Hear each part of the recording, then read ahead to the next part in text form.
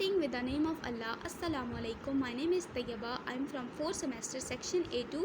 My read number is 19884879. This video is about my subject PBG with the course code 402. The topic of my video is selfing and crossing in sorghum. How we can do selfing and crossing in sorghum and how pollination takes place in sorghum. Before discussing this, first of all I will introduce you with the structure of plant sorghum. So here is the plant sorghum. As you can see, at the top of the plant you can see panicle, then at the base of panicle you can see peduncle. After that you can see flag leaf. This is the last leaf which emerged on the plant after maturity. You can see the node. This type of node are present on different places on the stem, main stem. As you can see the midrib in the leaf, this is present at the center of the leaf. You can see the leaf sheath. Then this is the main stem. Adventitious roots, they are present below the soil surface, and tillers, they are present above the soil surface. So this is how a sorghum plant look like. What type of plant sorghum is? Sorghum is normally a self-pollinated plant, but it can be a cross-pollinated plant. Like if we talk about its cultivation, it is normally grown as a cross-pollinated crop. Mostly if we talk about its wild species, so it is grown as a cross-pollinated crop as well. If we talk about its flowers and when they emerge, its flowers are bisexual and they emerge after 30 to 40 days of germination. And the best time of its flowering is 6 to 8 a.m. in the morning.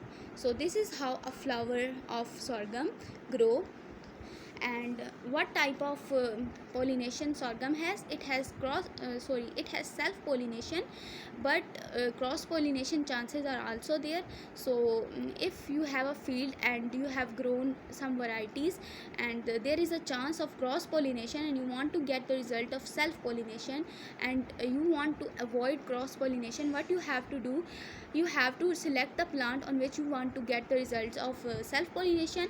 After selecting the plant, what you will do, you will just cover it with the help of a covering bag right before and right after the emergence of the flower. This is important because you want to get the you want to avoid cross pollination and you want to get the product of self pollination. So this is important for the purpose of avoiding cross pollination. How you can do this?